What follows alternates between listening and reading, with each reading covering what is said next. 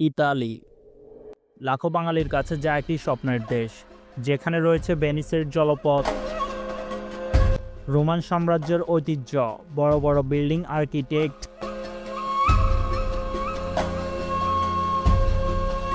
মিলানের ফ্যাশন এবং মানুষের উন্নত জীবন ব্যবস্থা। বাঙালি তত্ত্বে যেখানে পৌঁছালেই মিলবে ভবিষ্যতের নিরাপত্তা, উন্নত জীবন ব্যবস্থা কিংবা চোখ মাতানো সৌন্দর্য, যার ফলে প্রতি বছরই লাখো বাংলাদেশি জীবনের ঝুঁকি নিয়ে অবৈধ পথে অভিবাসনের জন্য পাড়ি দেয় এই দেশে। কিন্তু এই রূপকথার এই সমৃদ্ধির আড়ালে লুকিয়ে আছে এক ভয়ঙ্কর বিভাজন। একটা দেশ কিন্তু যেন দুইটা পৃথিবী, যার উত্তর হাসে তো দক্ষিণ কাঁদে।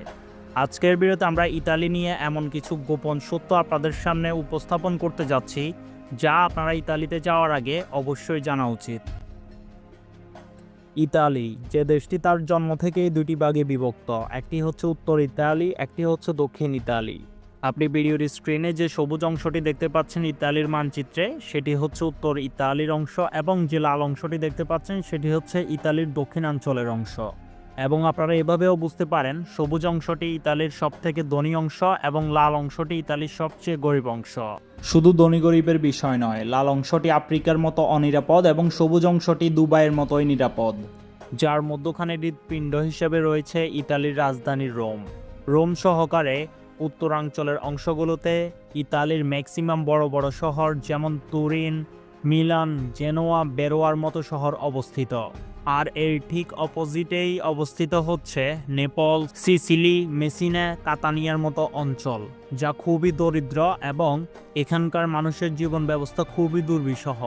এর কারণ, আজ থেকে ৩০০ বছর আগে রোমানরা যখন ইতালি শাসন করতেছিল, তখন রোমানরা ইতালির উত্তরাঞ্চলে এসেই অবস্থান গ্রহণ করেছিলেন, কারণ ইতালির যে প্রধান নদীসীমা ছিল সেটি ইতালির উত্তরাঞ্চলেই অবস্থিত, এবং এই নদীসীমাকে কেন্দ্র করেই রোমানরা সারা পৃথিবীতে ব্যবসা বাণিজ্য করতেন, যার পরিপ্রেক্ষিতে বর্তমান ইতালির মেন শহরগুলো এই নদীমাতৃক এরিয়ার আশেপাশে অবস্থিত, যার ফলে এই প্রধান শহরগুলো রোমান এম্পায়ার থেকে অনেক বেশি সভ্য এবং উন্নত। অপরদিকে ইতালির যে দক্ষিণাঞ্চল রয়েছে সেটি হচ্ছে পুরোটাই পাহাড়ি বনভূমি ছিল, এবং সেখানকার মানুষজন ছিল স্থানীয় আদিবাসী, যারা কিনা রোমানদের দাস হিসাবে তখন স্বীকৃতি পেয়েছিলেন, যার ফলে ইতিহাস থেকেই দক্ষিণাঞ্চল অনেক বেশি নিষ্পেষিত এবং নিপীড়িত। এবং বছরের পর বছর শেষ হয়েছে, রোমান এম্পায়ার ধ্বংস হয়েছে, ইতালি তাদের সার্বভৌমত্ব অর্জন করেছে, কিন্তু এরপরেও দক্ষিণাঞ্চলের মানুষেরা অত পরিমাণে উন্নত হতে পারে নাই উত্তরাঞ্চলের মানুষদের মতো, কারণ দক্ষিণাঞ্চলে কোনো ধরনের কোনো মেজর নৌপথ নেই। দক্ষিণাঞ্চল পুরোটাই পাহাড়ি অঞ্চলে পরিবেষ্টিত, যার পরিপ্রেক্ষিতে সেখানে গ্রীষ্মকালীন সময়ে মিঠা পানিরও অভাব দেখা দেয়, যার ফলে দক্ষিণাঞ্চল পরিপূর্ণভাবে চাষবাসের অযোগ্য হয়ে পড়ে। এবং আপনারা নিশ্চয়ই ধারণা রাখেন, ইতালির অর্থনীতির অনেক বড় একটি জায়গা নির্ভর করে তাদের কৃষির উপরে, অর্থাৎ পুরো পৃথিবীতে ফল উৎপাদনে তারা অনেক বেশি এগিয়ে আছে আর 10টা কান্ট্রির তুলনায়। কর্মসংস্থানের অভাব এবং ফরেনারদের যাওয়ার অনুপযোগী হওয়ার ফলে দক্ষিণাঞ্চলের বেশিরভাগ জায়গায় এখন মাফিয়াদের দখলে, যার পরিপ্রেক্ষিতে এই শহর বা এই দক্ষিণাঞ্চল পরিপূর্ণটাই বসবাসের অনুপযোগী কিংবা আফ্রিকার মতো অনেক বেশি রিস্কি জোন হয়ে পড়েছে। এবং এই পরিপূর্ণ দিকগুলোকে বিবেচনা রেখেই ইতালিয়ান ম্যাক্সিমাম বড় বড় কোম্পানিগুলা ইতালির মেন কেন্দ্রবিন্দু তথা ইতালির উত্তরাঞ্চলে অবস্থিত, যার পরিপ্রেক্ষিতে ইতালির উত্তরাঞ্চল অনেক বেশি উন্নত এবং দক্ষিণাঞ্চল অনেক বেশি ফ্রোজেন এবং বসবাসের অনুপযোগী হয়ে উঠতেছে দিন দিন।